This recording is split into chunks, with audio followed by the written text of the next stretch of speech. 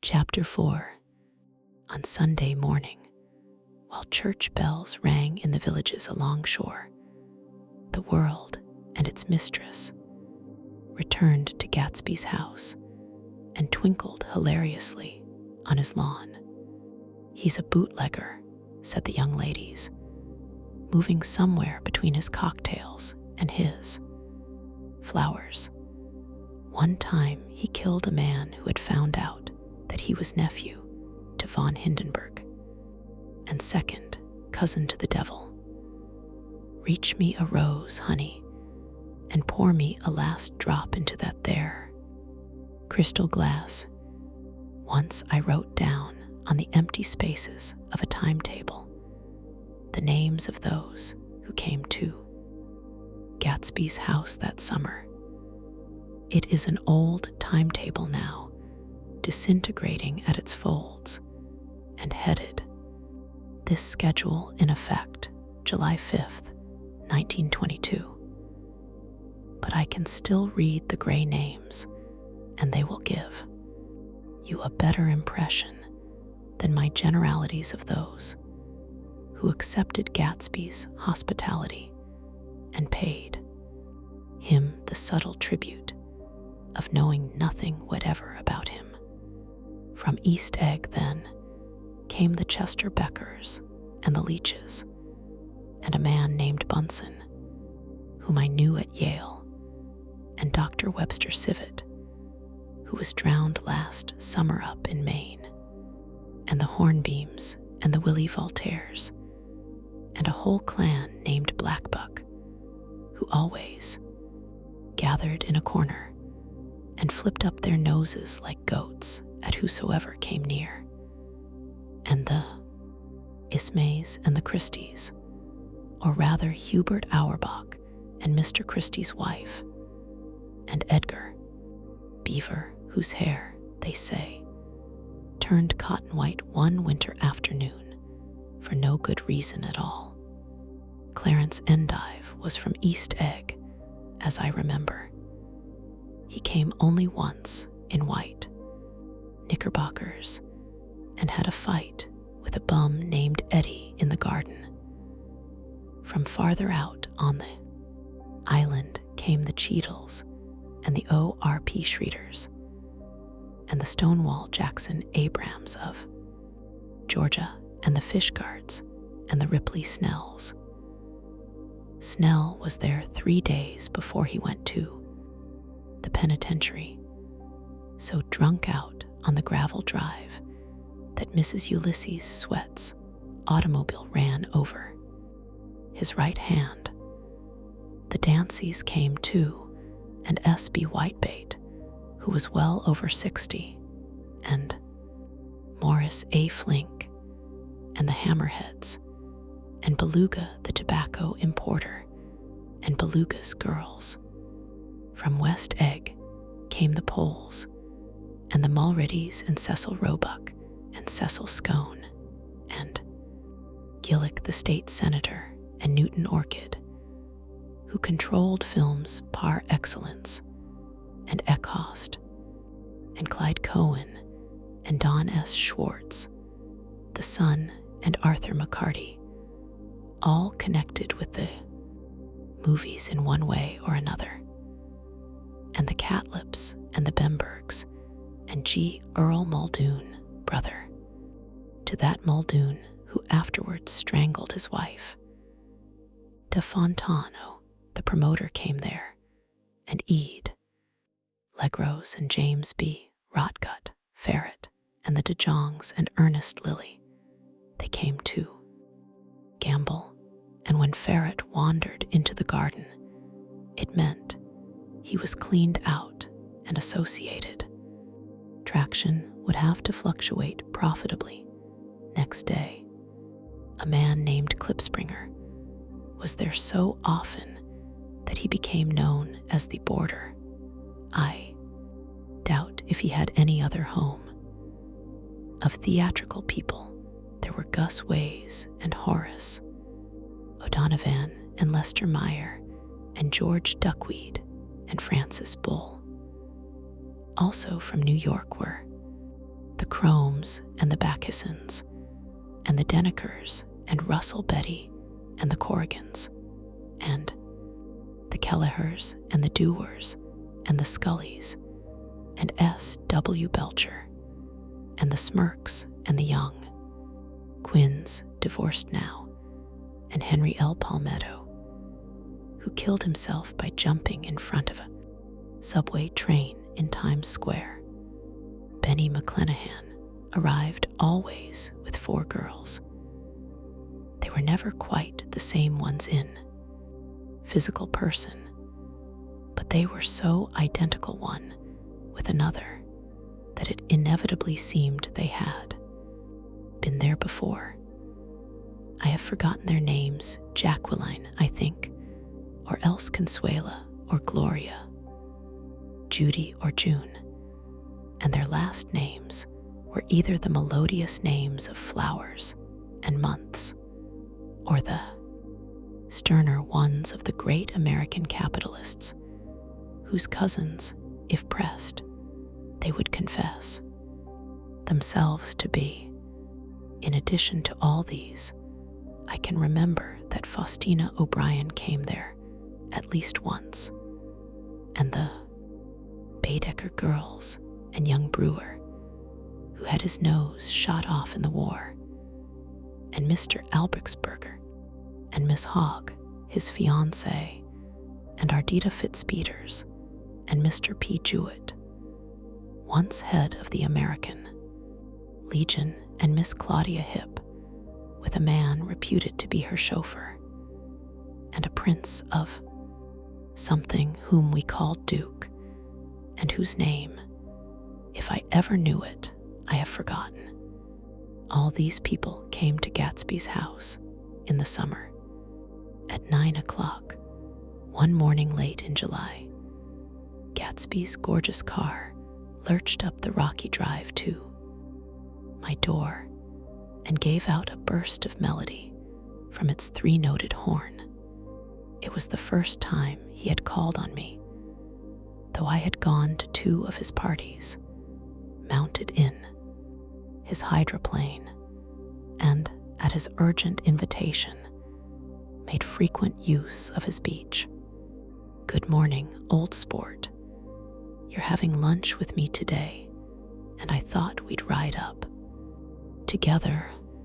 He was balancing himself on the dashboard of his car with that resourcefulness of movement that is so peculiarly American, that comes, I suppose, with the absence of lifting work in youth, and even more with the formless grace of our nervous, sporadic games. This quality was continually breaking through his punctilious manner in the shape of restlessness. He was never quite still. There was always a tapping foot somewhere, or the impatient opening and closing of a hand. He saw me looking with admiration at his car. "It's pretty, isn't it, old sport?" He jumped off to give me a better view. "Haven't you ever seen it before?" I'd seen it. Everybody had seen it. It was a rich cream color, bright with nickel, swollen here and there in its monstrous length, with triumphant hat boxes and supper boxes and toolboxes, and terraced with a labyrinth of windshields that mirrored a dozen suns. Sitting down behind many layers of glass in a sort of green leather conservatory, we started to town. I had talked with him perhaps half a dozen times in the past month and found, to my disappointment, that he had little to say. So my first impression that he was a person of some undefined consequence had gradually faded, and he had become simply the proprietor of an elaborate roadhouse next door, and then came that disconcerting ride. We hadn't reached West Egg Village before Gatsby began leaving his elegant sentences unfinished and slapping himself indecisively on the knee of his caramel-colored suit. "Look here, old sport," he broke out surprisingly. "What's your opinion of me, anyhow?" A little overwhelmed, I began the generalized evasions which that question deserves. "Well, I'm going to tell you something about my life," he interrupted. "I don't want you to get a wrong idea of me from all these stories you hear." So he was aware of the bizarre accusations that flavored conversation in his halls. "I'll tell you God's truth." His right hand suddenly ordered divine retribution to stand by. "I am the son of some wealthy people in the Middle West, all dead now. I was brought up in America, but educated at Oxford, because all my ancestors have been educated there for many years. It is a family tradition." He looked at me sideways, and I knew why Jordan Baker had believed he was lying.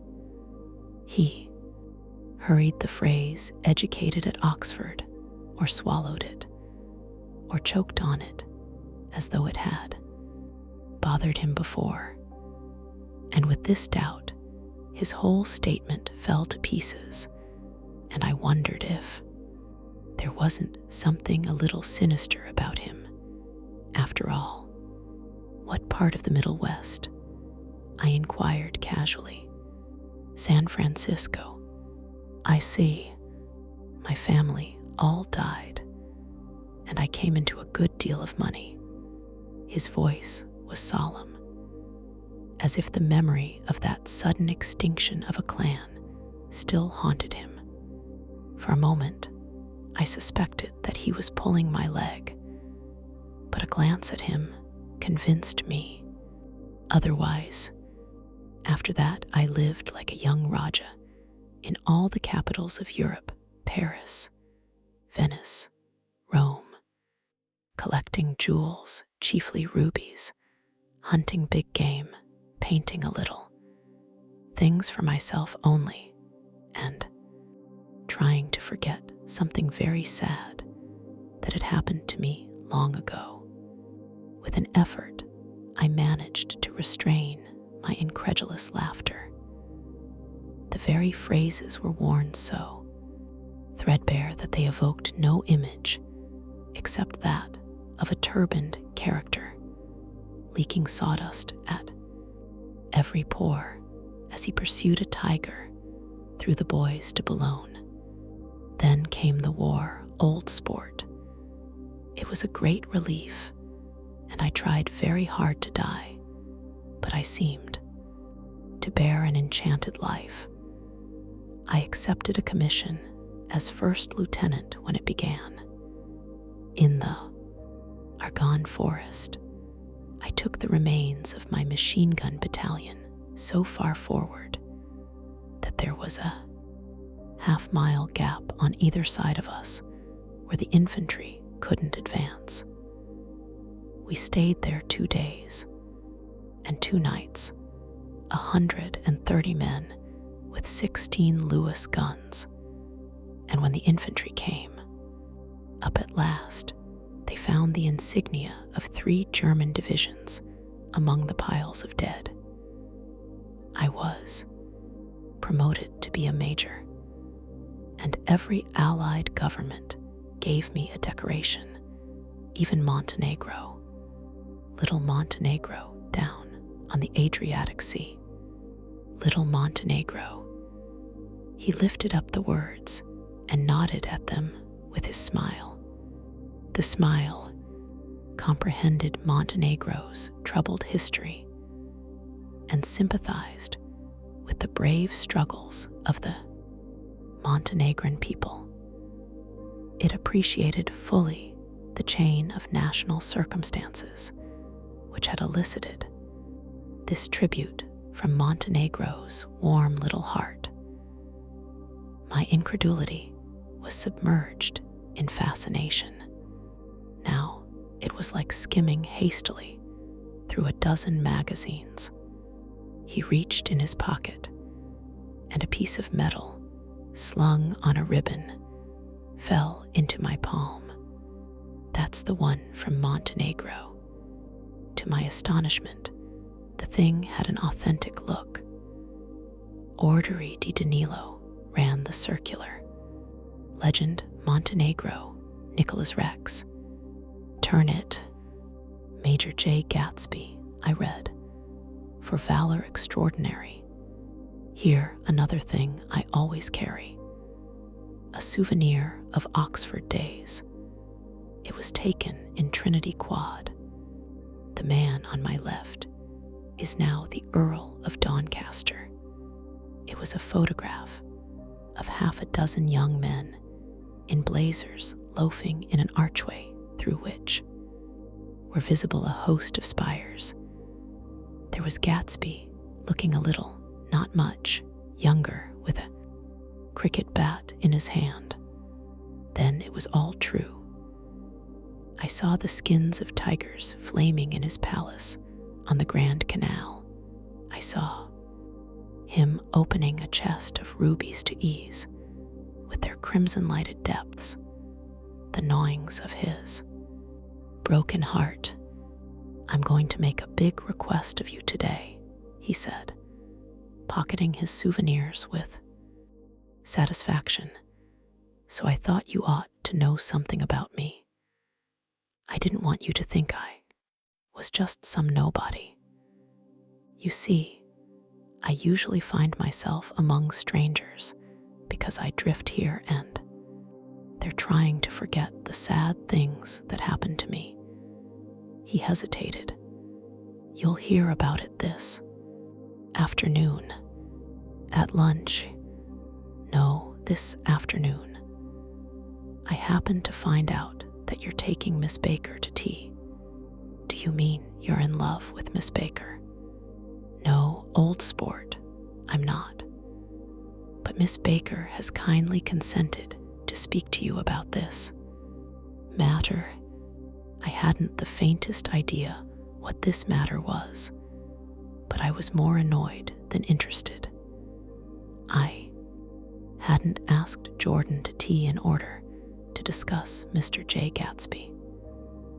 I was sure the request would be something utterly fantastic, and for a moment I was sorry I'd ever set foot upon his overpopulated lawn. He wouldn't say another word. His correctness grew on him as we neared the city. We passed Port Roosevelt, where there was a glimpse of red-belted ocean-going ships, and sped along a cobbled slum lined with the dark, undeserted saloons of the faded-gilt 1900s. Then, the Valley of Ashes opened out on both sides of us, and I had a glimpse of Mrs. Wilson straining at the garage pump with panting vitality as we went by. With fenders spread like wings, we scattered light through half Astoria, only half, for as we twisted among the pillars of the elevated, I heard the familiar jug-jug spat of a motorcycle, and a frantic policeman rode alongside. All right, old sport, called Gatsby. We slowed down. Taking a white card from his wallet, he waved it before the man's eyes. Right you are, agreed the policeman, tipping his cap. Know you next time, Mr. Gatsby. Excuse me. What was that? I inquired. The picture of Oxford. I was able to do the commissioner a favor once, and he sends me a Christmas card every year over the great bridge, with the sunlight through the girders, making a constant flicker upon the moving cars, with the city rising up across the river in white heaps and sugar lumps, all built with a wish out of non-olfactory money. The city seen from the Queensborough Bridge is always the city, seen for the first time, in its first wild promise of all the mystery and the beauty in the world. A dead man passed us in a hearse heaped with blooms, followed by 2 carriages with drawn blinds and by more cheerful carriages for friends. The friends looked out at us with the tragic eyes and short upper lips of southeastern Europe, and I was glad that the sight of Gatsby's splendid car was included in their somber holiday. As we crossed Blackwell's Island, a limousine passed us, driven by a white chauffeur, in which sat 3 modish Negroes, 2 bucks, and a girl. I laughed aloud as the yolks of their eyeballs rolled toward us in haughty rivalry. Anything can happen now that we've slid over this bridge, I thought. Anything at all. Even Gatsby could happen, without any particular wonder. Roaring noon. In a well-fanned 42nd Street cellar, I met Gatsby for lunch. Blinking away, the brightness of the street outside, my eyes picked him out obscurely in the anteroom, talking to another man. Mr. Carroway, this is my friend Mr. Wolfsham. A small, flat-nosed Jew raised his large head and regarded me with 2 fine growths of hair, which luxuriated in either nostril. After a moment, I discovered his tiny eyes in the half-darkness. So I took one look at him, said Mr. Wolfsham, shaking my hand earnestly. And what do you think I did? What? I inquired politely, but evidently he was not addressing me, for he dropped my hand and covered Gatsby with his expressive nose. I handed the money to Catspaw, and I said, "All right, Catspaw, don't pay him a penny till he shuts his mouth." He shut it then and there. Gatsby took an arm of each of us and moved forward into the restaurant, whereupon Mr. Wolfsham swallowed a new sentence. He was starting and lapsed into a somnambulatory abstraction. "Highballs?" asked the head waiter. "This is a nice restaurant here," said Mr. Wolfsham, looking at the Presbyterian nymphs on the ceiling, "but I like across the street better." "Yes, highballs," agreed Gatsby, and then to Mr. Wolfsham, "It's too hot over there." "Hot and small, yes," said Mr. Wolfsham, "but full of memories." "What place is that?" I asked. "The old Metropole." "The old Metropole," brooded Mr. Wolfsham gloomily, "filled with faces dead and gone, filled with friends gone now forever. I can't forget so long as I live the night they shot Rosenthal there. It was 6 of us at the table, and Rosie had eat and drunk a lot all evening. When it was almost morning, the waiter came up to him with a funny look and says somebody wants to speak to him outside. "All right," says Rosie, and begins to get up, and I pulled him down in his chair. "Let the bastards come in here if they want you, Rosie, but don't you, so help me, move outside this room." It was 4 o'clock in the morning then, and if we'd have raised the blinds, we'd have seen daylight. Did he go? I asked innocently. Sure he went. Mr. Wolfsham's nose flashed at me indignantly. He turned around in the door and says, "Don't let that waiter take away my coffee." Then he went out on the sidewalk, and they shot him 3 times in his full belly and drove away. 4 of them were electrocuted, I said, remembering. 5 with Becker. His nostrils turned to me in an interested way. I understand you're looking for a business connection. The juxtaposition of these 2 remarks was startling. Gatsby answered for me. "Oh no," he exclaimed. "This isn't the man." No, Mr. Wolfsham seemed disappointed. "This is just a friend. I told you we'd talk about that some other time." "I beg your pardon," said Mr. Wolfsham.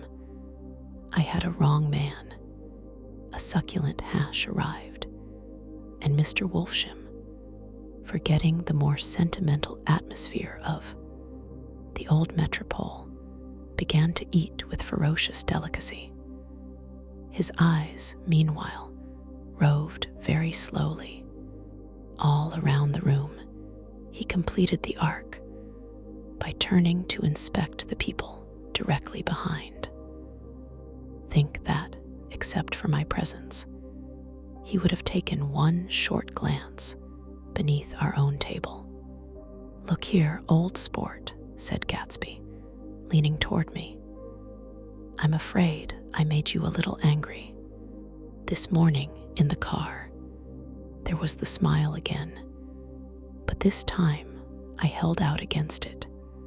I don't like mysteries," I answered, "and I don't understand why you won't come out frankly and tell me what you want. Why has it all got to come through Miss Baker?" "Oh, it's nothing underhand," he assured me.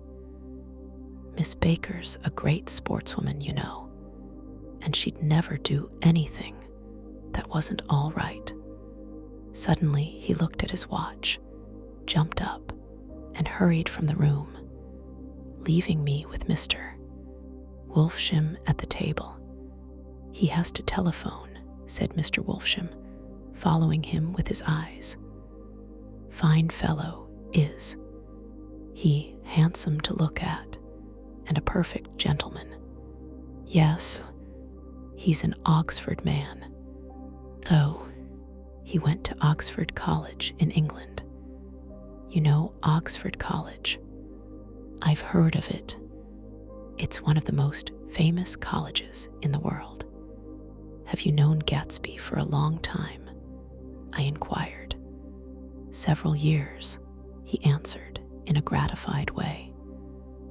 "I made the pleasure of his acquaintance just after the war, but I knew I had discovered a man of fine breeding after I talked with him an hour. I said to myself, there's the kind of man you'd like to take home and introduce to your mother and sister." He paused. "I see you're looking at my cuff buttons."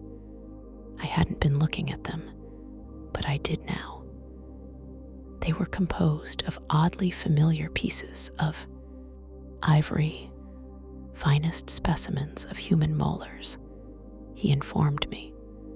Well, I inspected them. "That's a very interesting idea." "Yeah," he flipped his sleeves up under his coat. "Yeah, Gatsby's very careful about women. He would never so much as look at a friend's wife." When the subject of this instinctive trust returned to the table and sat down, Mr. Wolfsham drank his coffee with a jerk and got to his feet. "I have enjoyed my lunch," he said, "and I'm going to run off from you 2 young men before I outstay my welcome. Don't hurry, Mayor," said Gatsby, without enthusiasm.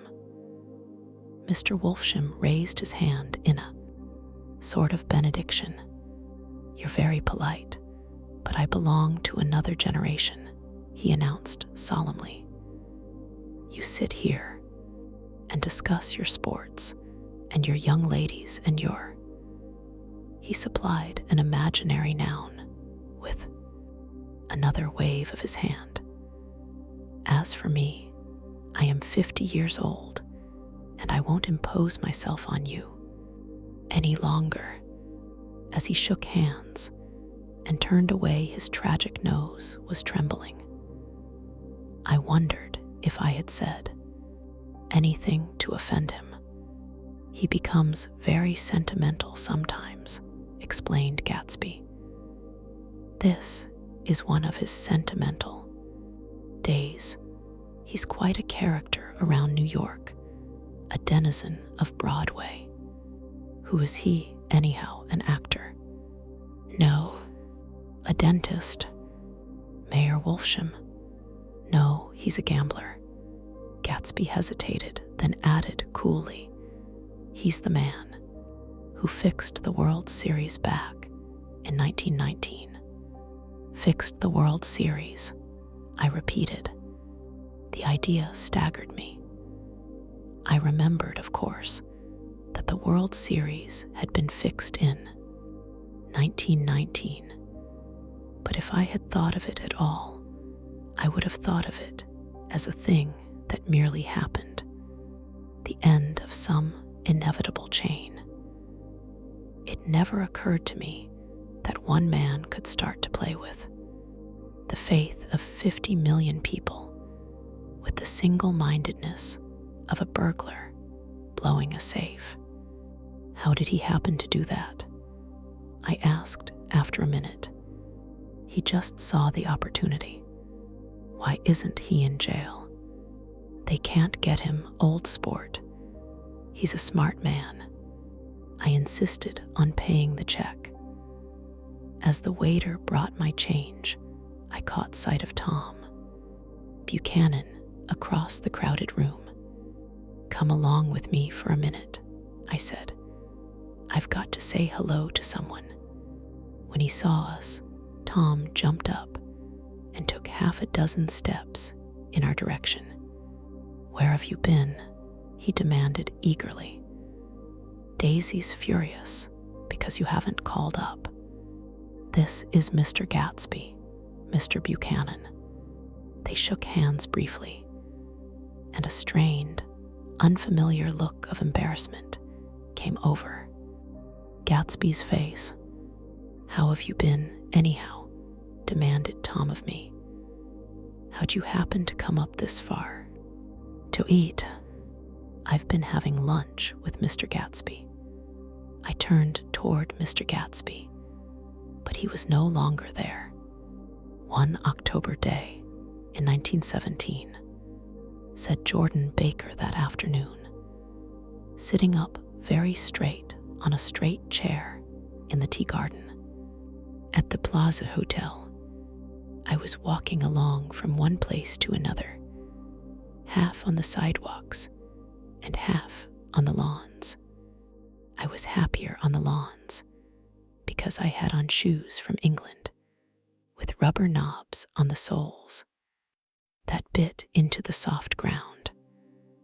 I had on a new plaid skirt also that blew a little in the wind, and whenever this happened, the red, white, and blue banners in front of all the houses stretched out, stiff, and said tut tut tut tut in a disapproving way. The largest of the banners and the largest of the lawns belonged to Daisy Faye's house. She was just 18, 2 years older than me, and by far the most popular of all the young girls in Louisville. She dressed in white and had a little white roadster, and all day long the telephone rang in her house, and excited young officers from Camp Taylor demanded the privilege of monopolizing her that night. Anyways, for an hour. When I came opposite her house that morning, her white roadster was beside the curb, and she was sitting in it with a lieutenant I had never seen before. They were so engrossed in each other that she didn't see me until I was 5 feet away. "Hello, Jordan," she called unexpectedly. "Please come here." I was flattered that she wanted to speak to me. Because of all the older girls, I admired her most. She asked me if I was going to the Red Cross to make bandages. I was. Well, then, would I tell them that she couldn't come that day? The officer looked at Daisy while she was speaking, in a way that every young girl wants to be looked at sometime. And because it seemed romantic too. I have remembered the incident ever since. His name was Gatsby, and I didn't lay eyes on him again for over 4 years. Even after I'd met him on Long Island, I didn't realize it was the same man. That was 1917. By the next year, I had a few beaux myself, and I began to play in tournaments, so I didn't see Daisy very often. She went with a slightly older crowd when she went with anyone at all. Wild rumors were circulating about her, how her mother had found her packing her bag one winter night to go to New York and say goodbye to a soldier who was going overseas. She was effectually prevented, but she wasn't on speaking terms with her family for several weeks. After that, she didn't play around with the soldiers anymore, but only with a few flat-footed, short-sighted young men in town who couldn't get into the army at all. By the next autumn, she was gay again, gay as ever. She had a debut after the armistice, and in February, she was presumably engaged to a man from New Orleans. In June, she married Tom Buchanan of Chicago, with more pomp and circumstance than Louisville ever knew before. He came down with 100 people in 4 private cars and hired a whole floor of the Mulbach Hotel, and the day before the wedding, he gave her a string of pearls valued at $350,000. I was a bridesmaid. I came into her room half an hour before the bridal dinner and found her lying on her bed, as lovely as the June night in her flowered dress, and as drunk as a monkey. She had a bottle of Sauterne in one hand and a letter in the other. "Gratulate me," she muttered. "Never had a drink before, but oh, how I do enjoy it. What's the matter, Daisy?" I was scared, I can tell you. I'd never seen a girl like that before. "Here, dearies."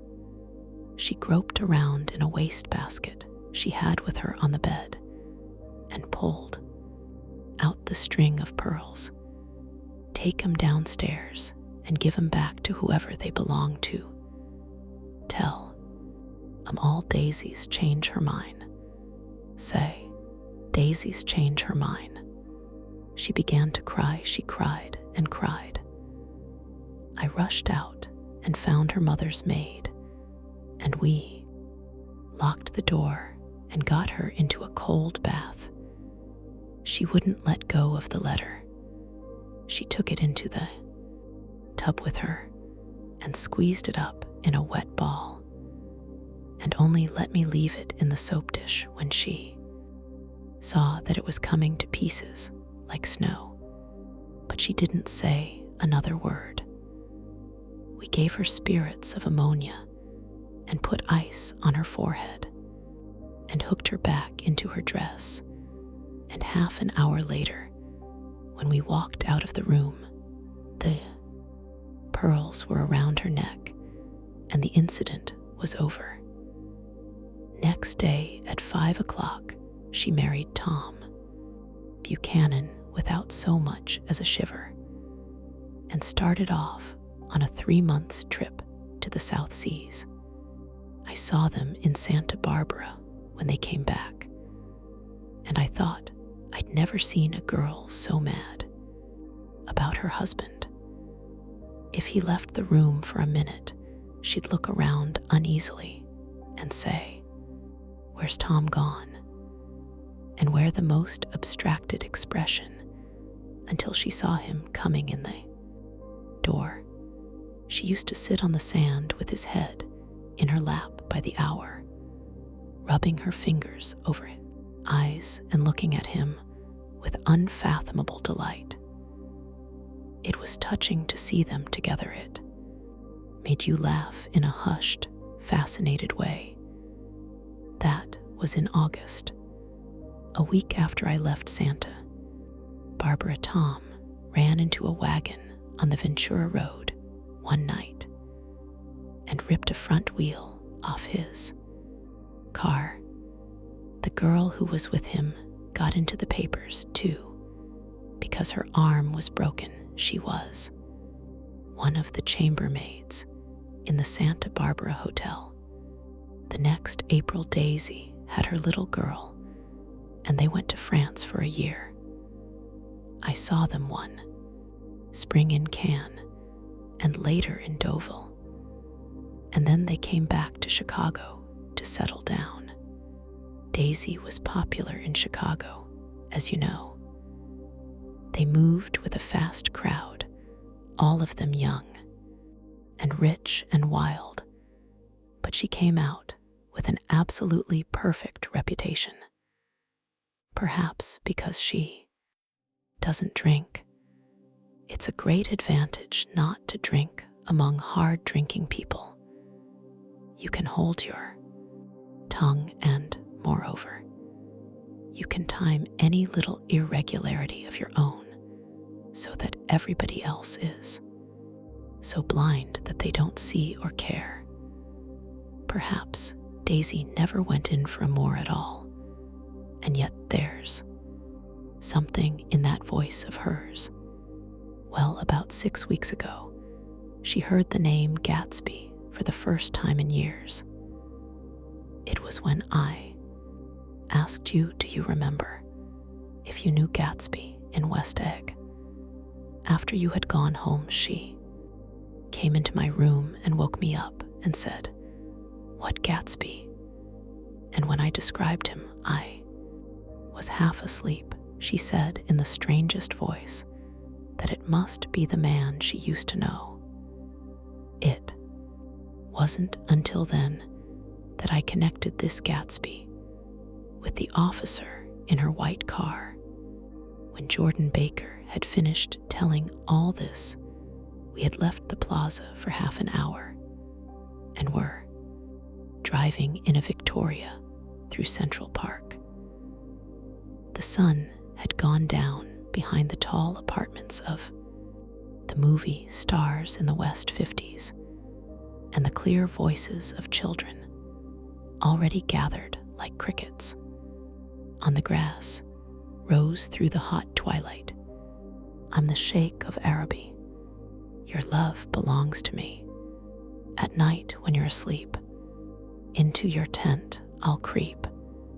It was a strange coincidence, I said, but it wasn't a coincidence at all. Why not? Gatsby bought that house so that Daisy would be just across the bay. Then it had not been merely the stars to which he had aspired on that June night.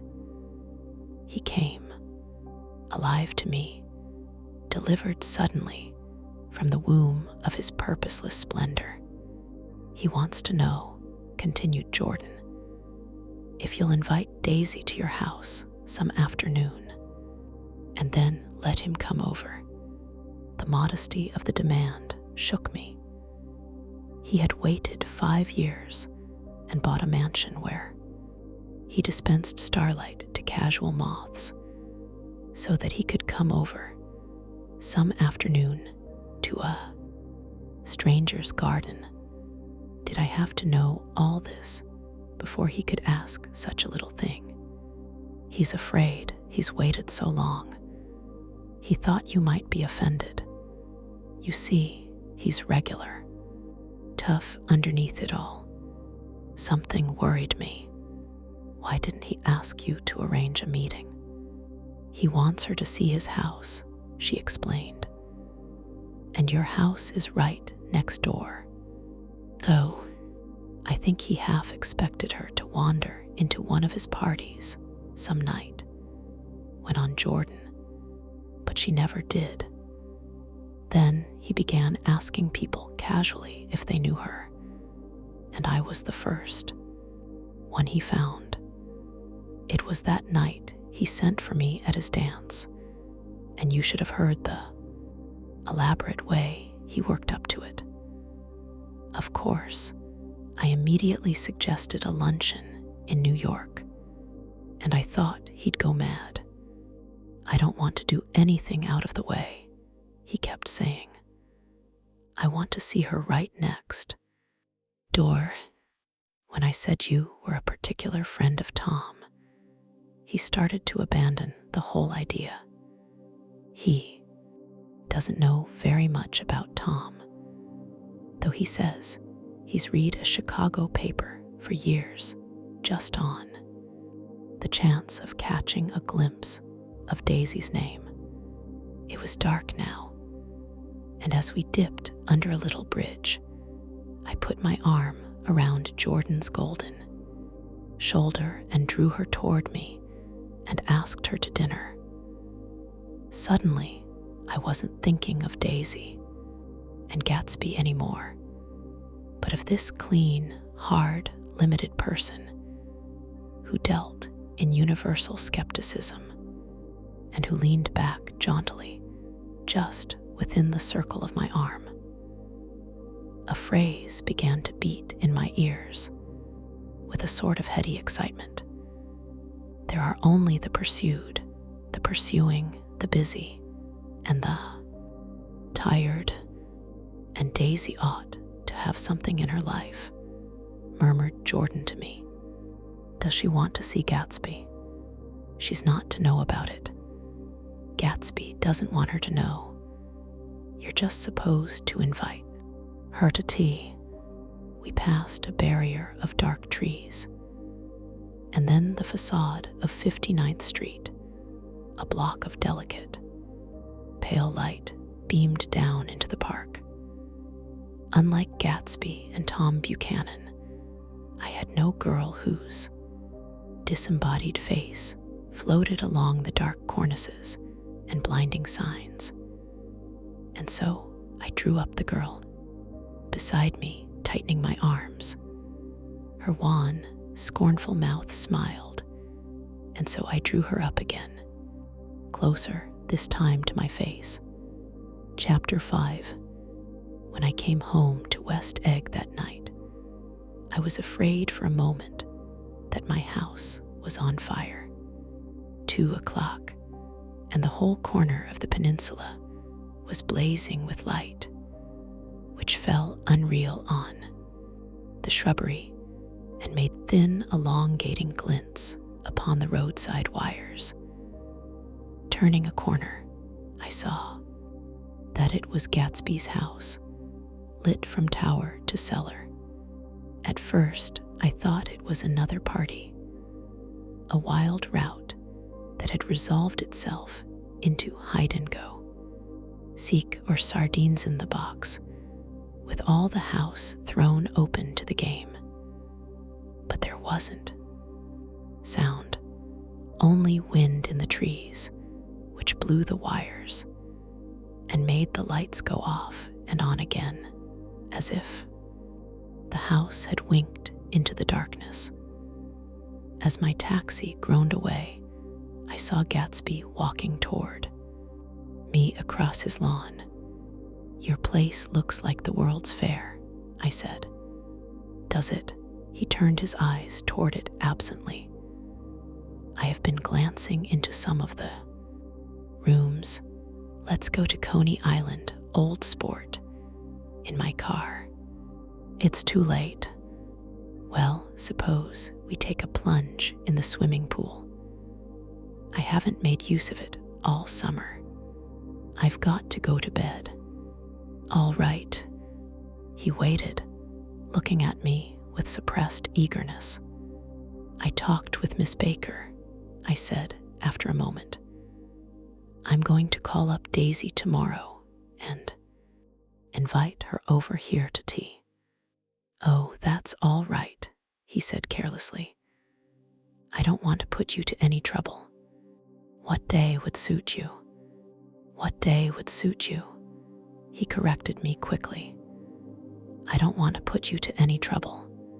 You say, how about the day after tomorrow?" He considered for a moment. Then, with reluctance, "I want to get the grass cut," he said. We both looked down at the grass. There was a sharp line where my ragged lawn ended, and the darker, well-kept expanse of his began. I suspected that he meant my grass. "There's another little thing," he said uncertainly, and hesitated. "Would you rather put it off for a few days?" I asked. "Oh, it isn't about that. At least," he fumbled with a series of beginnings. "Why," I thought. "Why, look here, Old Sport. You don't make much money, do you?" "Not very much." This seemed to reassure him, and he continued more confidently. "I thought you didn't. If you'll pardon you see, I carry on a little business on the side. A sort of sideline, you understand. And I thought that if you don't make very much, you're selling bonds, aren't you, Old Sport? Trying to, well, this would interest you. It wouldn't take up much of your time, and you might pick up a nice bit of money. It happens to be a rather confidential sort of thing. I realize now that under different circumstances, that conversation might have been one of the crises of my life. But because the offer was obviously and tactlessly for a service to be rendered, I had no choice except to cut him off there. "I've got my hands full," I said. "I'm much obliged, but I couldn't take on any more work. You wouldn't have to do any business with Wolfsham." Evidently, he thought that I was shying away from the connection mentioned at lunch, but I assured him he was wrong. He waited a moment longer, hoping I'd begin a conversation, but I was too absorbed to be responsive, so he went unwillingly home. The evening had made me lightheaded and happy. I think I walked into a deep sleep as I entered my front door. So I don't know whether or not Gatsby went to Coney Island, or for how many hours he glanced into rooms while his house blazed gaudily on. I called up Daisy from the office next morning and invited her to come to tea. "Don't bring Tom," I warned her. "What?" "Don't bring Tom." "Who is Tom?" she asked innocently. The day agreed upon was pouring rain. At 11 o'clock, a man in a raincoat, dragging a lawnmower, tapped at my front door and said that Mr. Gatsby had sent him over to cut my grass. This reminded me that I had forgotten to tell my Finn to come back, so I drove into West Egg Village to search for her among soggy whitewashed alleys, and to buy some cups and lemons and flowers. The flowers were unnecessary, for at 2 o'clock a greenhouse arrived from Gatsby with innumerable receptacles to contain it. An hour later, the front door opened nervously, and Gatsby, in a white flannel suit, silver shirt, and gold-colored tie, hurried in. He was pale, and there were dark signs of sleeplessness beneath his eyes. "Is everything all right?" he asked immediately. "The grass looks fine, if that's what you mean." "What grass?" he inquired blankly. "Oh, the grass in the yard."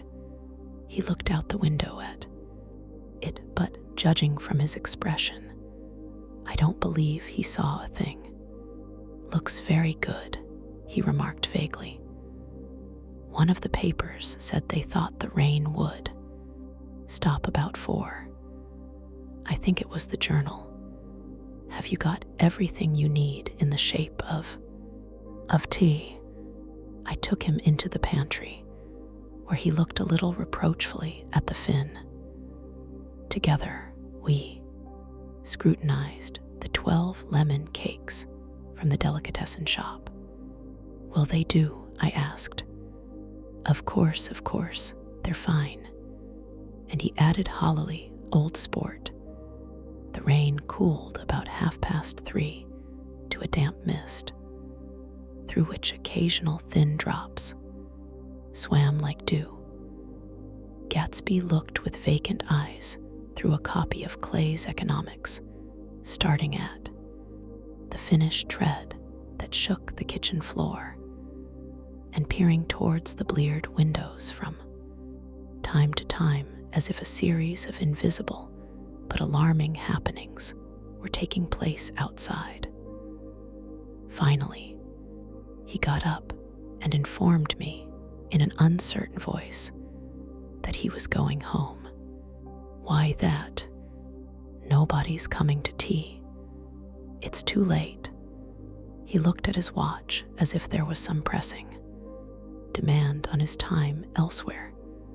"I can't wait all day." "Don't be silly. It's just 2 minutes to 4. He sat down miserably, as if I had pushed him, and simultaneously there was the sound of a motor turning into my lane. We both jumped up, and a little harrowed myself, I went out into the yard. Under the dripping bare lilac trees, a large open car was coming up the drive. It stopped. Daisy's face, tipped sideways beneath a 3-cornered lavender hat, looked out at me with a bright, ecstatic smile. "Is this absolutely where you live, my dearest one?" The exhilarating ripple of her voice was a wild tonic in the rain. I had to follow the sound of it, for a moment up and down with my ear alone before any words came through. A damp streak of hair lay like a dash of blue paint across her cheek, and her hand was wet with glistening drops as I took it to help her from the car. "Are you in love with me?" she said low in my ear. "Or why did I have to come alone? That's the secret of Castle Rackrent. Tell your chauffeur to go far away and spend an hour. Come back in an hour, Ferdy." Then, in a grave murmur, "His name is Ferdy. Does the gasoline affect his nose?" "I don't think so," she said innocently. "Why?" We went in. To my overwhelming surprise, the living room was deserted. "Well, that's funny," I exclaimed. "What's funny?" She turned her head as there was a light, dignified knocking at the front door. I went out and opened it. Gatsby, pale as death, with his hands plunged like weights in his coat pockets, was standing in a puddle of water, glaring tragically into my eyes. With his hands still in his coat pockets, he stalked by me into the hall, turned sharply as if he were on a wire, and disappeared into the living room. It wasn't a bit funny. Aware of the loud beating of my own heart, I pulled the door to against the increasing rain. For half a minute, there wasn't a sound. Then, from the living room, I heard a sort of choking murmur and part of a laugh, followed by Daisy's voice on a clear, artificial note. "I certainly am awfully glad to see you again." A pause. It endured horribly. I had nothing to do in the hall, so I went into the room. Gatsby, his hands still in his pockets, was reclining against the mantelpiece in a strained counterfeit of perfect ease, even of boredom. His head leaned back so far that it rested against the face of a defunct mantelpiece clock, and from this position, his distraught eyes stared down at Daisy, who was sitting, frightened but graceful, on the edge of a stiff chair. "We've met before," muttered Gatsby. His eyes glanced momentarily at me, and his lips parted with an abortive attempt at a laugh. Luckily, the clock took this moment to tilt dangerously at the pressure of his head, whereupon he turned and caught it with trembling fingers and set it back in place. Then he sat down rigidly, his elbow on the arm of the sofa and his chin in his hand. "I'm sorry about the clock," he said. My own face had now assumed a deep tropical burn. I couldn't muster up a single commonplace out of the 1,000 in my head. "It's an old clock," I told them idiotically. I think we all believed for a moment that it had smashed in pieces on the floor. "We haven't met for many years," said Daisy, her voice as matter-of-fact as it could ever be. 5 years next November." The automatic quality of Gatsby's answer set us all back at least another minute. I had them both on their feet with the desperate suggestion that they help me make tea in the kitchen when the demoniac Finn brought it in on a tray, amid the welcome confusion of cups and cakes. A certain physical decency established itself.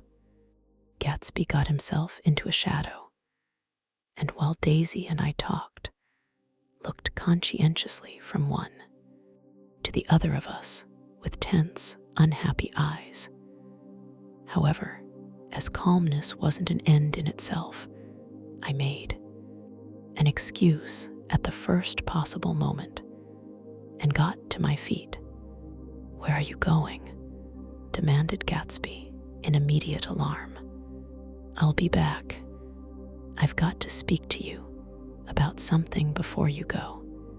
He followed me wildly into the kitchen, closed the door, and whispered, "Oh God," in a miserable way. "What's the matter?" "This is a terrible mistake," he said, shaking his head from side to side. "A terrible, terrible mistake. You're just embarrassed, that's all." And luckily, I added, "Daisy's embarrassed too." "She's embarrassed," he repeated incredulously. "Just as much as you are. Don't talk so loud. You're acting like a little boy," I broke out impatiently. Not only that, but you're rude. Daisy's sitting in there all alone. He raised his hand to stop my words, looked at me with unforgettable reproach, and opening the door cautiously, went back into the other room. I walked out the back way, just as Gatsby had when he had made his nervous circuit of the house half an hour before, and ran for a huge black knotted tree whose massed leaves made a fabric against the rain. Once more it was pouring, and my irregular lawn, well shaved by Gatsby's gardener, abounded in small muddy swamps and prehistoric marshes. There was nothing to look at from under the tree except Gatsby's enormous house, so I stared at it, like Kant, at his church steeple for half an hour. A brewer had built it early in the period craze, a decade before, and there was a story that he'd agreed to pay 5 years' taxes on all the neighboring cottages if the owners would have their roofs thatched with straw. Perhaps their refusal took the heart out of his plan to found a family. He went into an immediate decline. His children sold. His house with the black wreath still on the door. Americans, while willing, even eager to be serfs, have always been obstinate about being peasantry. After half an hour, the sun shone again, and the grocer's automobile rounded Gatsby's drive. With the raw material for his servant's dinner, I felt sure he wouldn't eat a spoonful. A maid began opening the upper windows of his house, appeared momentarily in each, and leaning from the large central bay, spat meditatively into the garden. It was time I went back. While the rain continued, it had seemed like the murmur of their voices, rising and swelling a little now, and then with gusts of emotion. But in the new silence, I felt that silence had fallen within the house too. I went in, after making every possible noise in the kitchen, short of pushing over the stove, but I don't believe they heard a sound. They were sitting at either end of the couch, looking at each other as if some question had been asked or was in the air, and every vestige of embarrassment was gone. Daisy's face was smeared with tears, and when I came in, she jumped up and began wiping at it with her handkerchief before a mirror. But there was a change in Gatsby that was simply confounding. He literally glowed, without a word or a gesture. Exultation, a new well-being radiated from him and filled the little room. "Oh, hello, old sport," he said, as if he hadn't seen me for years. I thought for a moment he was going to shake hands. It stopped raining, has it, when he realized what I was talking about, that there were twinkle bells of sunshine. In the room, he smiled like a weather man, like an ecstatic patron of recurrent light, and repeated the news to Daisy. "What do you think of that? It stopped raining." "I'm glad, Jay." Her throat, full of aching, grieving beauty, told only of her unexpected joy. "I want you and Daisy to come over to my house," he said. "I'd like to show her around." "You're sure you want me to come?" "Absolutely, old sport." Daisy went upstairs to wash her face. Too late, I thought, with humiliation of my towels, while Gatsby and I waited on the lawn. "My house looks well, doesn't it?" he demanded. "See how the whole front of it catches the light?" I agreed that it was splendid. Yes, his eyes went over it, every arched door and square tower. "It took me just 3 years to earn the money that bought it. I thought you inherited your money." "I did, old sport," he said automatically. "But I lost most of it in the big panic, the panic of the war." I think he hardly knew what he was saying, for when I asked him what business he was in, he answered, "That's my affair," before he realized that it wasn't an appropriate reply. "Oh, I've been in several things," he corrected himself. "I was in the drug business, and then I was in the oil business, but I'm not in either one now." He looked at me with more attention. "Do you mean you've been thinking over what I proposed the other night?" Before I could answer, Daisy came out of the house, and 2 rows of brass buttons on her dress gleamed in the sunlight. "That huge place there," she cried, pointing. "Do you like it?" "I love it, but I don't see how you live there all alone. I keep it always full of interesting people, night and day. People who do interesting things, celebrated people. Instead of taking the shortcut along the Sound, we went down to the road and entered by the big postern."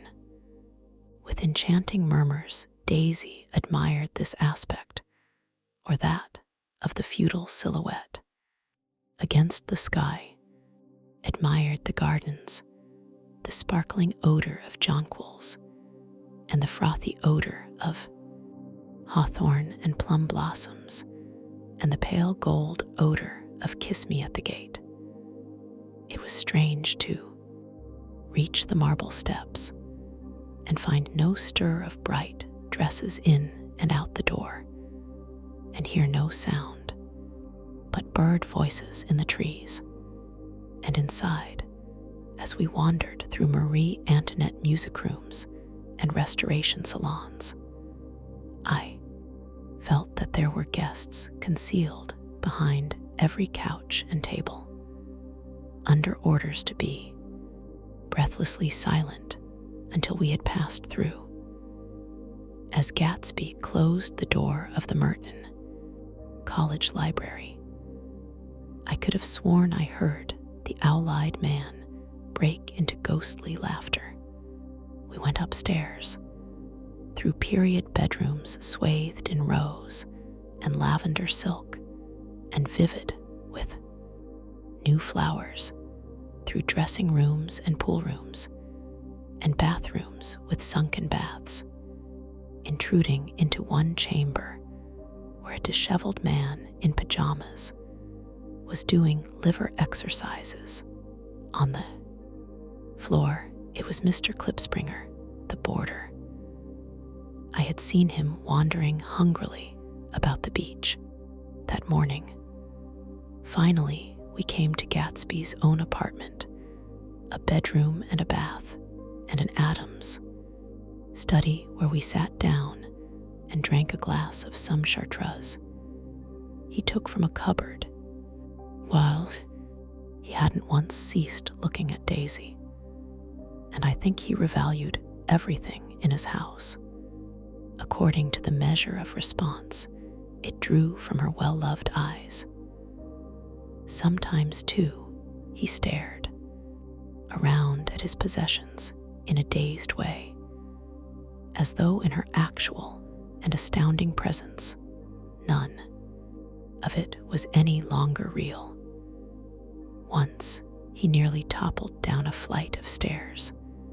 His bedroom was the simplest room of all, except where the dresser was garnished with a toilet set of pure dull gold. Daisy took the brush with delight and smoothed her hair, whereupon Gatsby sat down and shaded his eyes and began to laugh. "It's the funniest thing, old sport," he said hilariously. "I can't when I try to." He had passed visibly through 2 states and was entering upon a third. After his embarrassment and his unreasoning joy, he was consumed with wonder at her presence. He had been full of the idea so long, dreamed it right through to the end, waited with his teeth set, so to speak, at an inconceivable pitch of intensity. Now, in the reaction, he was running down like an overwound clock. Recovering himself in a minute, he opened for us 2 hulking patent cabinets, which held his massed suits and dressing gowns and ties, and his shirts, piled like bricks in stacks, a dozen high. "I've got a man in England who buys me clothes. He sends over a selection of things at the beginning of each season, spring and fall." He took out a pile of shirts and began throwing them one by one before us. Shirts of sheer linen and thick silk and fine flannel, which lost their folds as they fell and covered the table, many-colored disarray. While we admired, he brought more, and the soft, rich heap mounted. Higher shirts with stripes and scrolls, and plaids in coral and apple green, and lavender and faint orange with monograms of Indian blue. Suddenly, with a strained sound, Daisy bent her head into the shirts and began to cry stormily. "They're such beautiful shirts," she sobbed, her voice muffled in the thick folds. "It makes me sad because I've never seen such beautiful shirts before." After the house, we were to see the grounds and the swimming pool and the hydroplane and the midsummer flowers. But outside Gatsby's window, it began to rain again. So we stood in a row, looking at the corrugated surface of the Sound. "If it wasn't for the mist, we could see your home across the bay," said Gatsby. "You always have a green light that burns all night at the end of your dock." Daisy put her arm through his abruptly, but he seemed absorbed in what he had just said. Possibly it had occurred to him that the colossal significance of that light had now vanished forever, compared to the great distance that had separated him from Daisy. It had seemed very near to her, almost touching her. It had seemed as close as a star to the moon. Now it was again green light on a dock. His count of enchanted objects had diminished by 1. I began to walk about the room, examining various indefinite objects in the half-darkness. A large photograph of an elderly man in yachting costume attracted me, hung on the wall over his desk. "Who's this?" That's Mr. Dan Cody, old sport."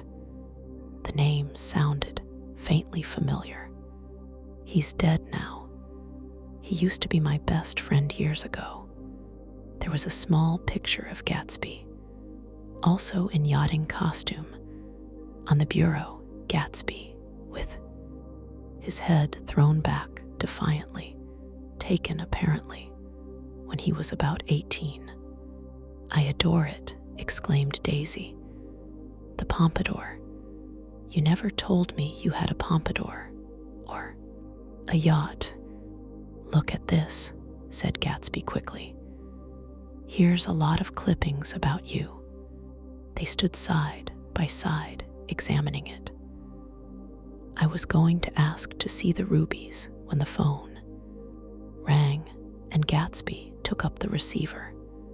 "Yes, well, I can't talk now. I can't talk now, old sport."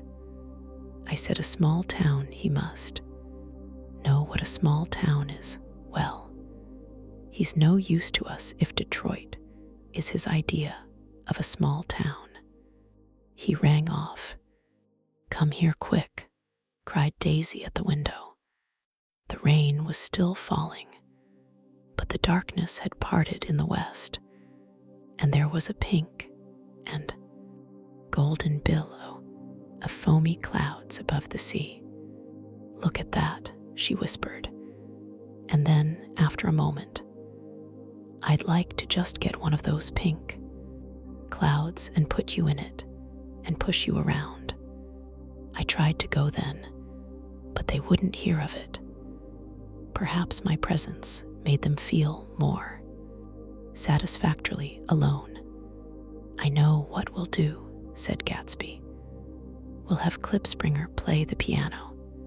He went out of the room calling Ewing and returned in a few minutes accompanied by an embarrassed, slightly worn young man with shell-rimmed glasses and scanty blonde hair. He was now decently clothed in a sport shirt, open at the neck, sneakers, and duck trousers of a nebulous hue. "Did we interrupt your exercise?" inquired Daisy politely. "I was asleep," cried Mr. Klipspringer in a spasm of embarrassment. "That is, I'd been asleep. Then I got up." "Klipspringer plays the piano," said Gatsby, cutting him off. "Don't you, Ewing, old sport?" "I don't play well. I hardly play at all. I'm all out of prac." "We'll go downstairs," interrupted Gatsby. He flipped a switch. The gray windows disappeared as the house glowed full of light.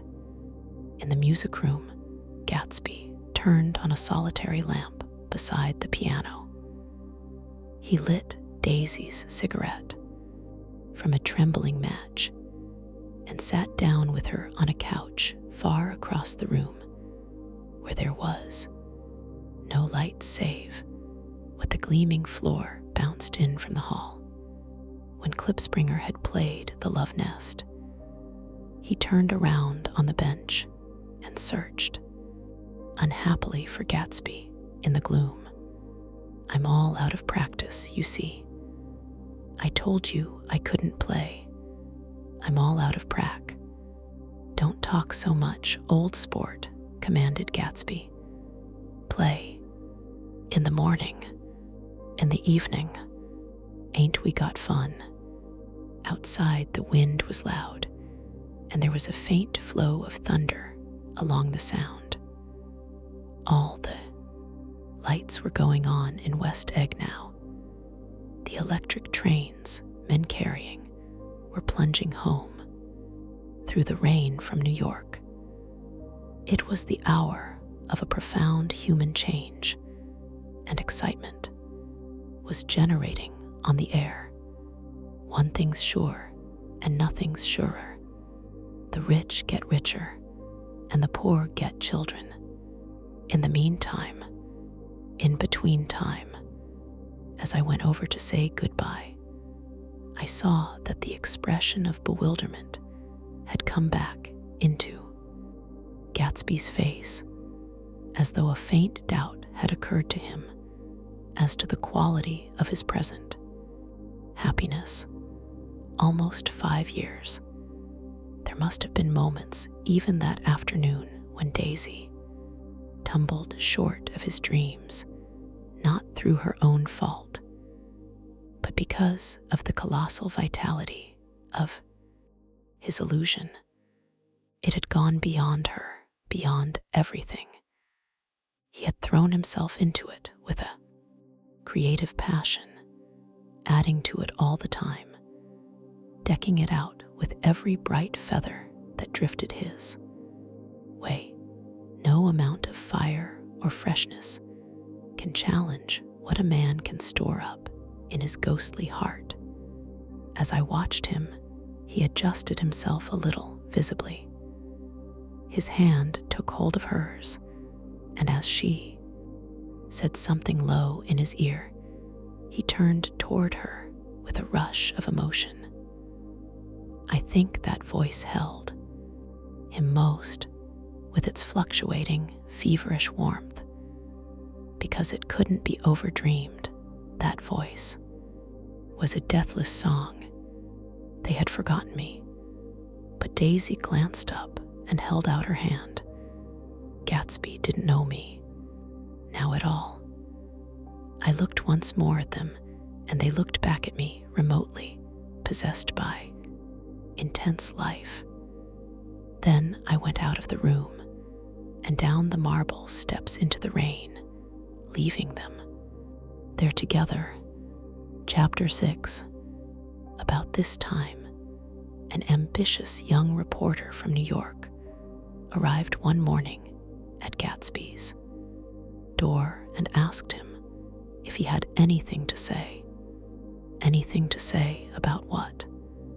Inquired Gatsby politely. Why, any statement to give out. It transpired, after a confused 5 minutes, that the man had heard Gatsby's name around his office in a connection which he either wouldn't reveal or didn't fully understand. This was his day off, and with laudable initiative, he had hurried out to see. It was a random shot, and yet the reporter's instinct was right. Gatsby's notoriety spread about by the hundreds who had accepted his hospitality and so become authorities upon his past, had increased all summer until he fell just short of being news.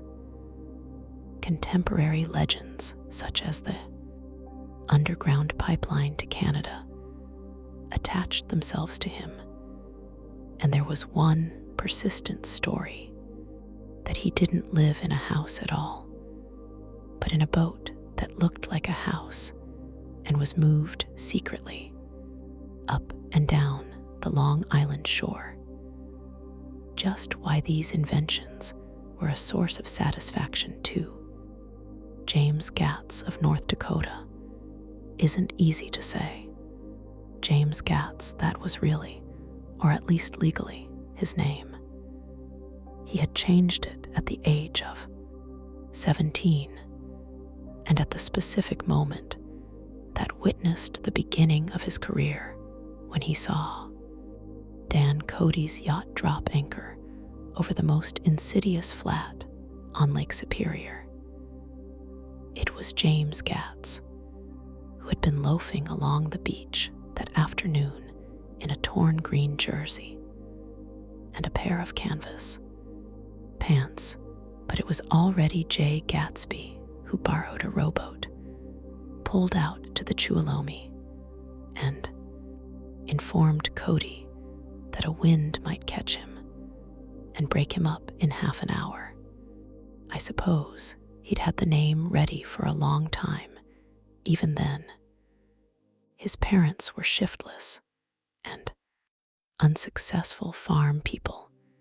His imagination had never really accepted them as his parents at all.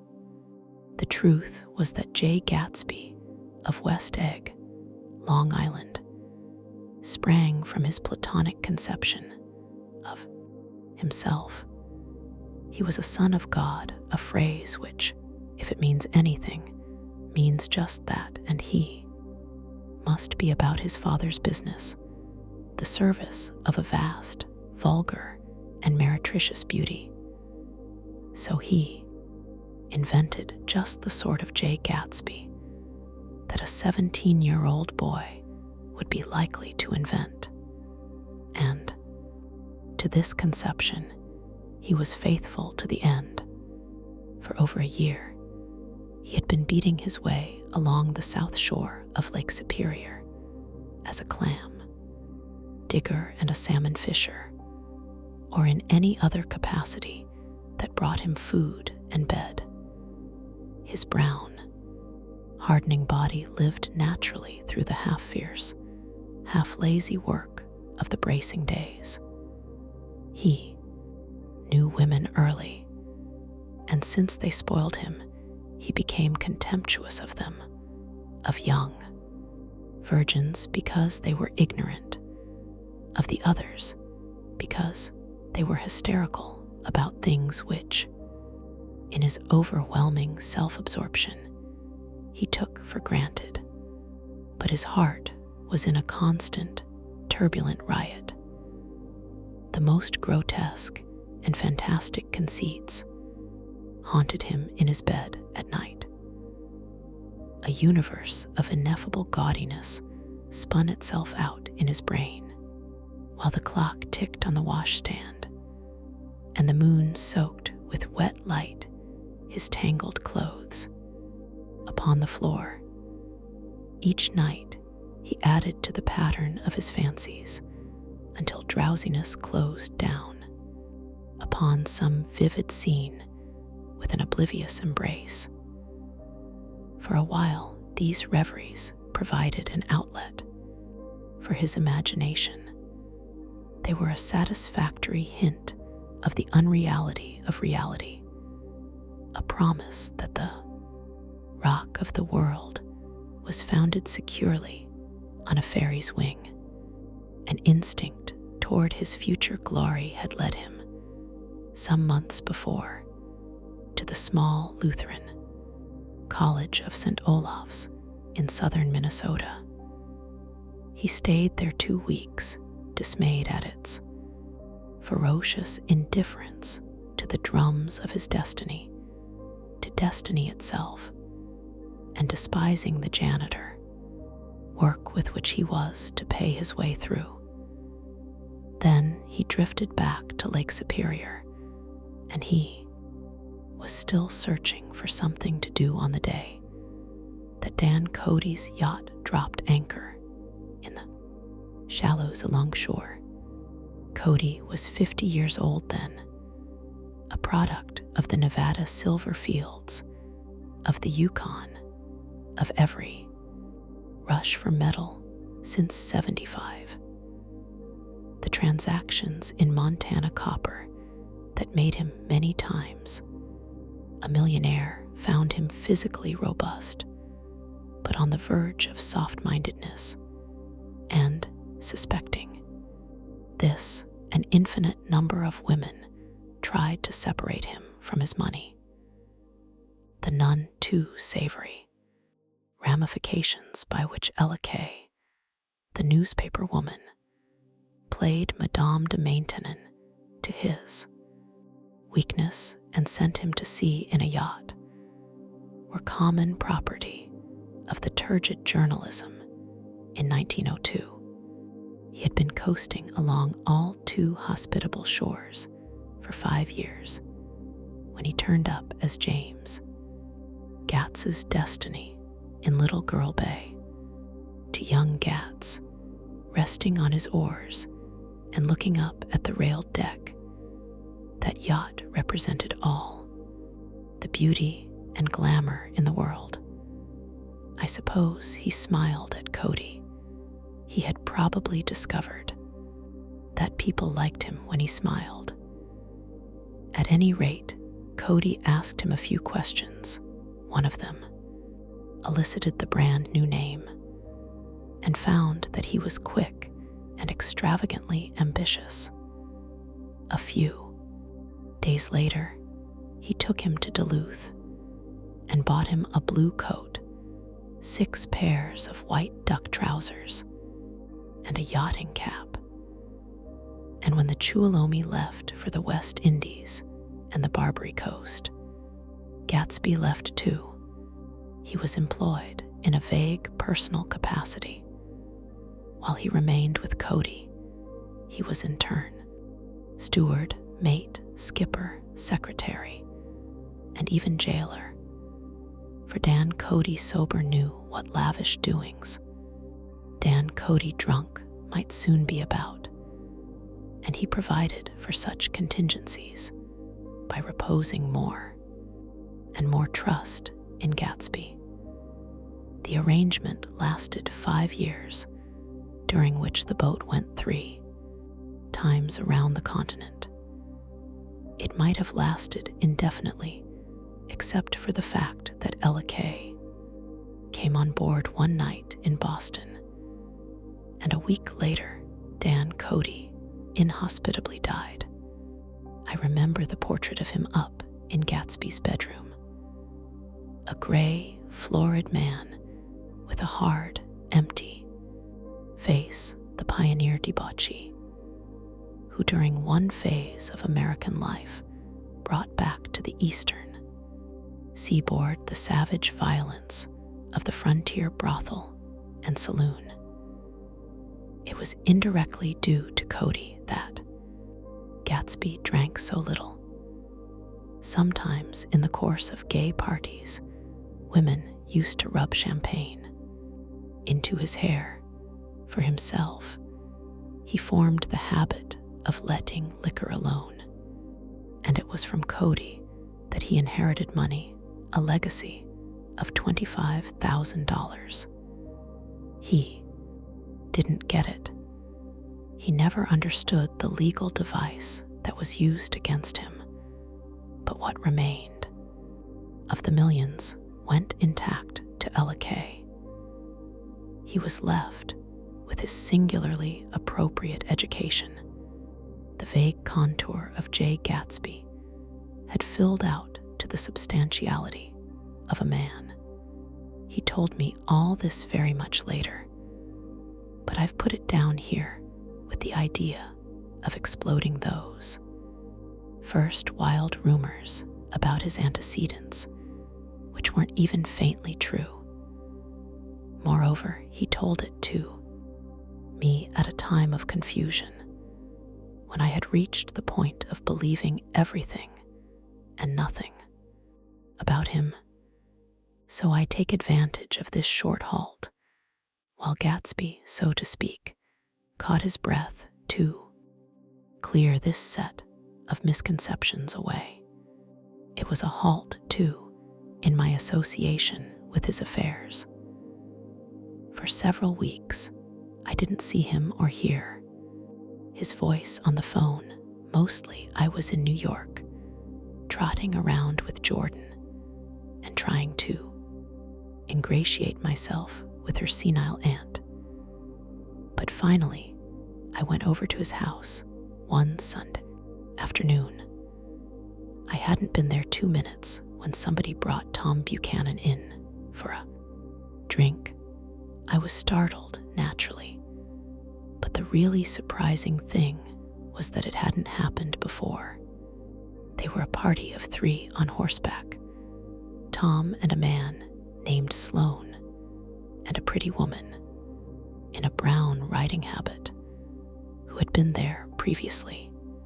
"I'm delighted to see you," said Gatsby, standing on his porch. "I'm delighted that you dropped in, as though they cared.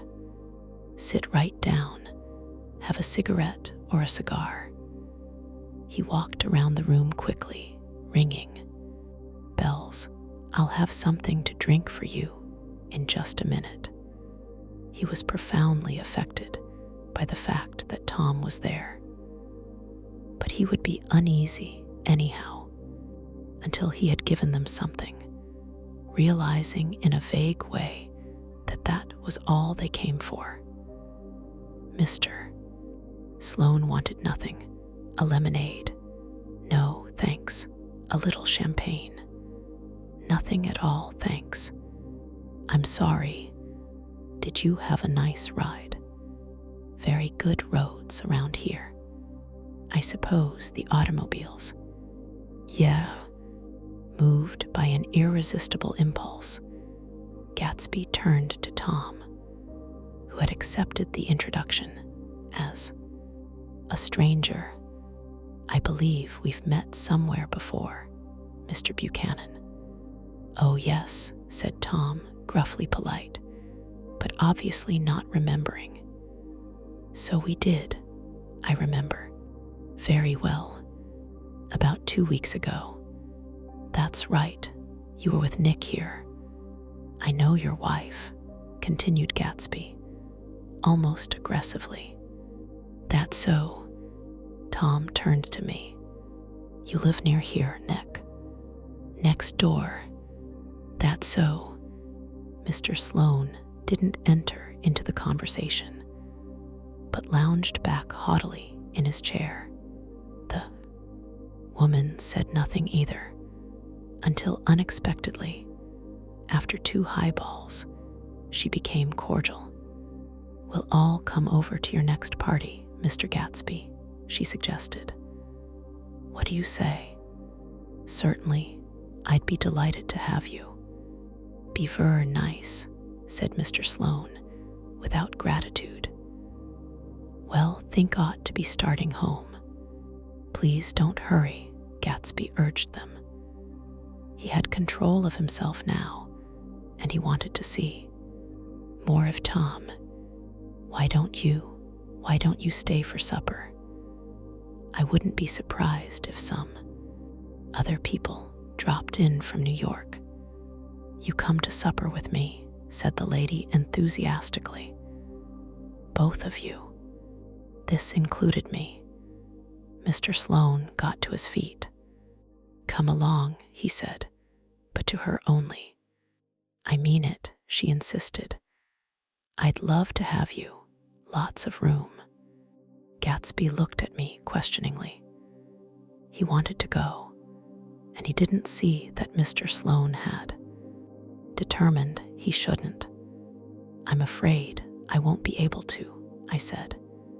Well, you come, she urged, concentrating on Gatsby. Mr. Sloane murmured something close to her ear. We won't be late if we start now, she insisted aloud. I haven't got a horse, said Gatsby. I used to ride in the army, but I've never bought a horse. I'll have to follow you in my car. Excuse me for just a minute. The rest of us walked out on the porch, where Sloane and the lady began an impassioned conversation aside. My God, I believe the man's coming, said Tom. Doesn't he know she doesn't want him? She says she does want him. She has a big dinner party, and he won't know a soul there. He frowned. I wonder wherein. The devil he met Daisy. By God, I may be old-fashioned in my ideas, but women run around too, much these days to suit me. They meet all kinds of crazy fish. Suddenly, Mr. Sloane and the lady walked down the steps and mounted their horses. Come on, said Mr. Sloane to Tom. We're late. We've got to go. And then to me, tell him, we couldn't wait, will you? Tom and I shook hands. The rest of us exchanged a cool nod, and they trotted quickly down the drive, disappearing under the August foliage just as Gatsby, with hat and light overcoat in hand, came out the front door. Tom was evidently perturbed at Daisy's running around alone, for on the following Saturday night he came with her to Gatsby's party. Perhaps his presence gave the evening its peculiar quality of oppressiveness. It stands out in my memory from Gatsby's other parties that summer. There were the same people, or at least the same sort of people, the same profusion of champagne, the same many-colored, many-keyed commotion. But I felt an unpleasantness in the air, a pervading harshness that hadn't been there before. Or perhaps I had merely grown used to it, grown to accept West Egg as a world complete in itself, with its own standards and its own great figures, second to nothing because it had no consciousness of being so. And now I was looking at it again through Daisy's eyes. It is invariably saddening to look through new eyes at things upon which you have expended your own powers of adjustment. They arrived at twilight, and as we strolled out among the sparkling hundreds, Daisy's voice was playing murmurous tricks in her throat. "These things excite me so," she whispered. "If you want to kiss me any time during the evening, Nick, just let me know, and I'll be glad to arrange it for you. Just mention my name, or present a green card. I'm giving out green." "Look around," suggested Gatsby. "I'm looking around. I'm having a marvelous. You must see the faces of many people you've heard about." Tom's arrogant eyes roamed the crowd. "We don't go around very much," he said. "In fact, I was just thinking I don't know a soul here. Perhaps you know that lady." Gatsby indicated a gorgeous, scarcely human orchid of a woman who sat in state under a white plum tree. Tom and Daisy stared with that peculiarly unreal feeling that accompanies the recognition of a hitherto ghostly celebrity of the movies. "She's lovely," said Daisy. "The man bending over her is her director." He took them ceremoniously from group to group, Mrs. Buchanan and Mr. Buchanan. After an instant's hesitation, he added, "The polo player." "Oh no," objected Tom quickly. "Not me." But evidently, the sound of it pleased Gatsby, for Tom remained the polo player for the rest of the evening. "I've never met so many celebrities," Daisy exclaimed. "I liked that man. What was his name with the sort of blue nose?" Gatsby identified him, adding that he was a small producer. "Well, I liked him anyhow. I'd a little rather not be the polo player," said Tom pleasantly. "I'd rather look at all these famous people in oblivion." Daisy and Gatsby danced. I remember being surprised by his graceful, conservative foxtrot. I had never seen him dance before. Then they sauntered over to my house and sat on the steps for half an hour, while at her request I remained watchfully in the garden. "In case there's a fire or a flood," she explained, "or any act of God." Tom appeared from his oblivion as we were sitting down to supper together. "Do you mind if I eat with some people over here?" he said. "A fellow's getting off some funny stuff." "Go ahead," answered Daisy genially.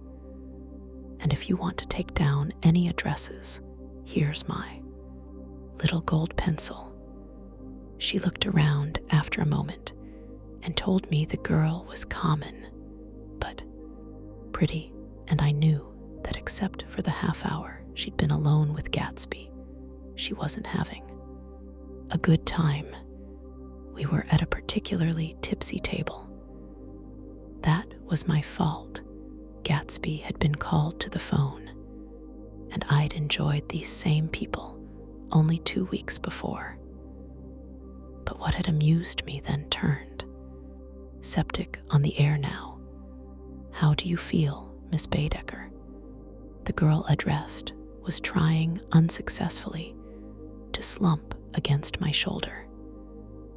At this inquiry, she sat up and opened her eyes. Why? A massive and lethargic woman who had been urging Daisy to play golf with her at the local club tomorrow spoke in Miss Baedeker's defense. Oh, she's all right now. When she's had 5 or 6 cocktails, she always starts screaming like that. I tell her she ought to leave it alone. I do leave it alone, affirmed the accused hollowly.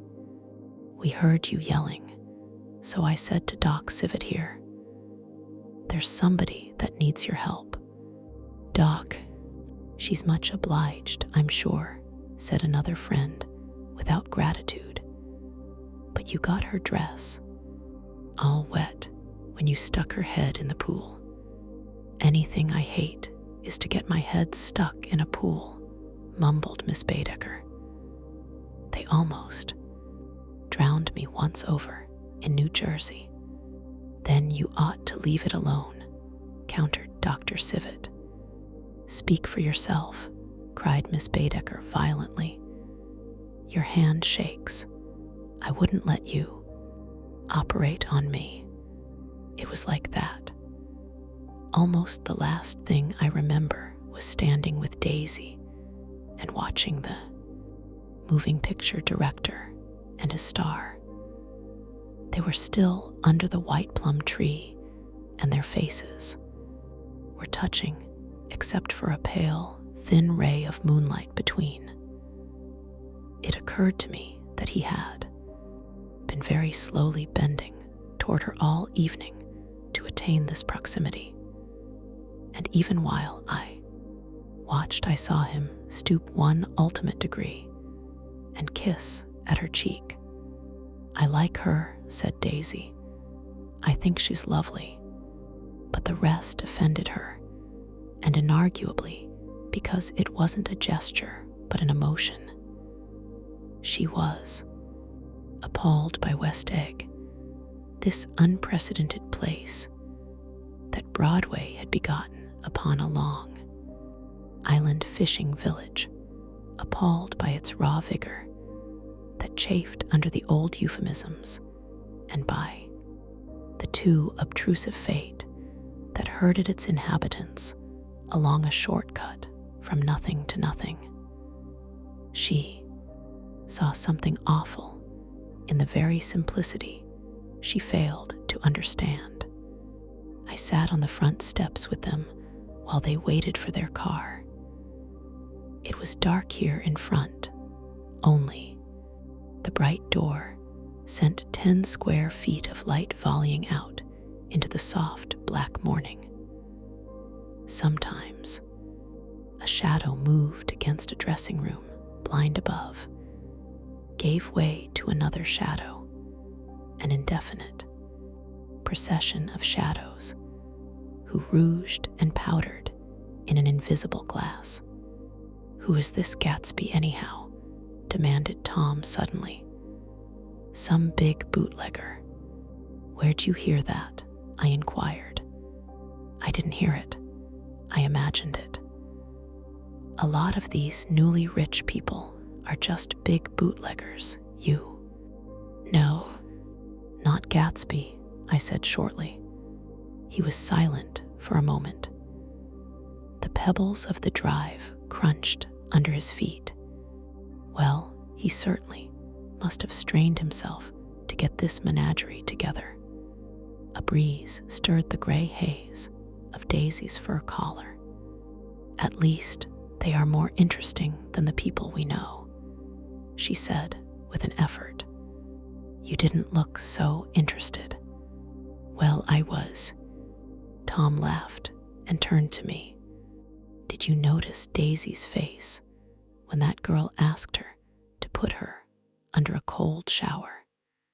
Daisy began to sing with the music in a husky, rhythmic whisper, bringing out a meaning in each word that it had never had before and would never have again.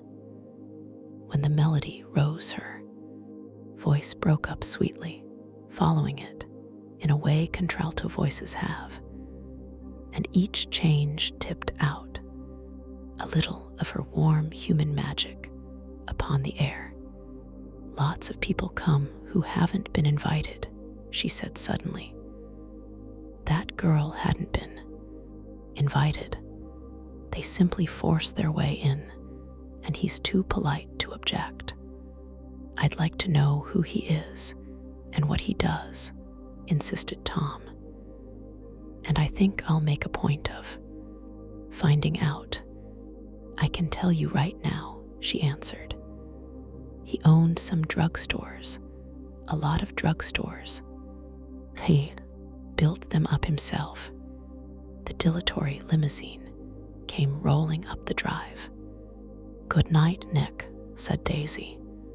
Her glance left me and sought the lighted top of the steps, where 3 o'clock in the morning, a neat, sad little waltz of that year was drifting out the open door.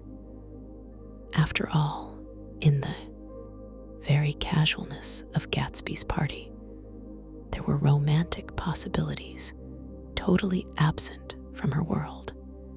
What was it up there in the song that seemed to be calling her back inside? What would happen now in the dim, incalculable hours? Perhaps some unbelievable guest would arrive, a person infinitely rare and to be marveled at, some authentically radiant young girl who, with one fresh glance at Gatsby, one moment of magical encounter, would blot out those 5 years of unwavering devotion. I stayed late that night.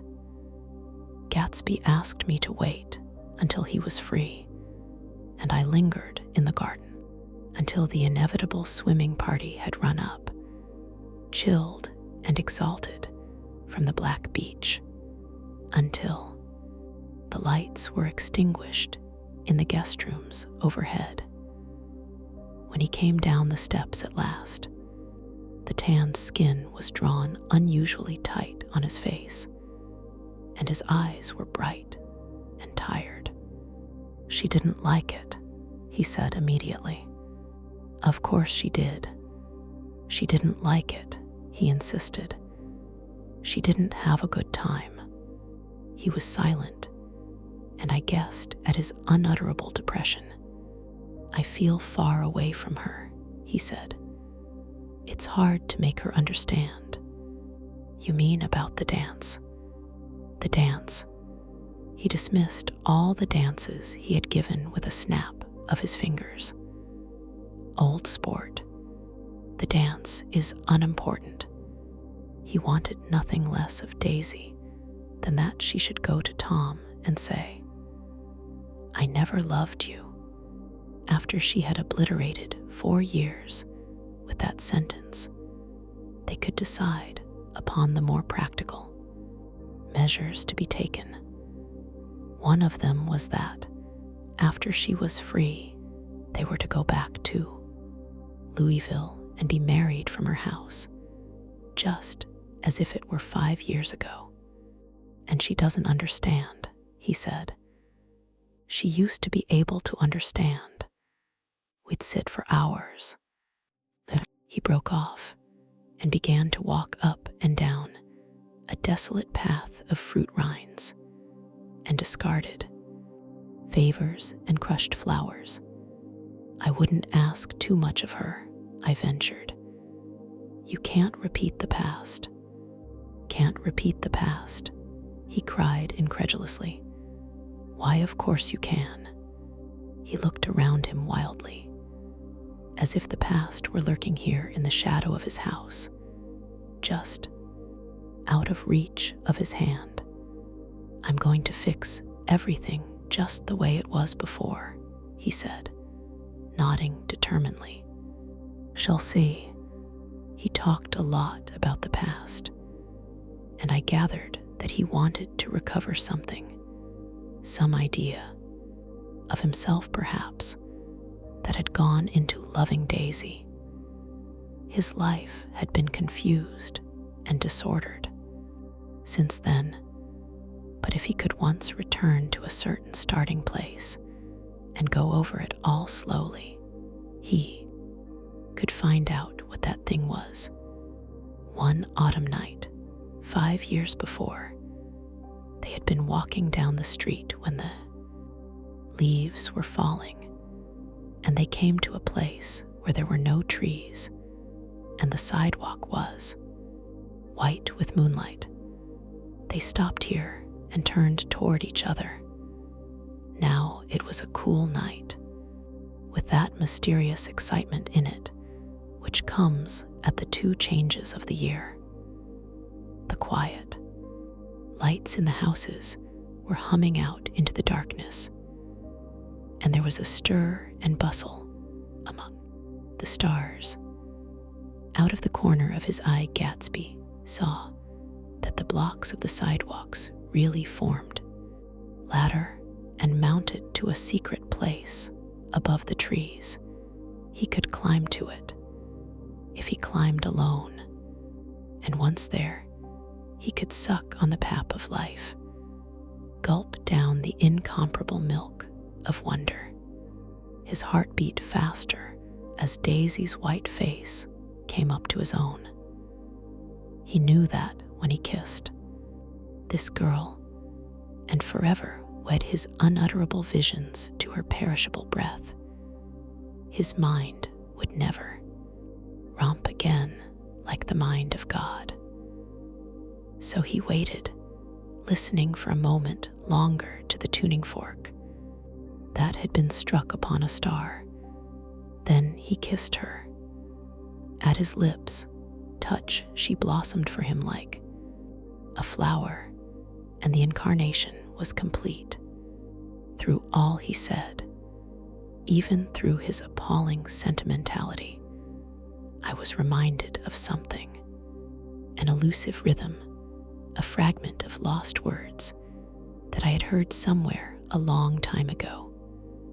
For a moment, a phrase tried to take shape in my mouth, and my lips parted like a dumb man, as though there was more struggling upon them than a wisp of startled air. But they made no sound, and what I had almost remembered was uncommunicable forever.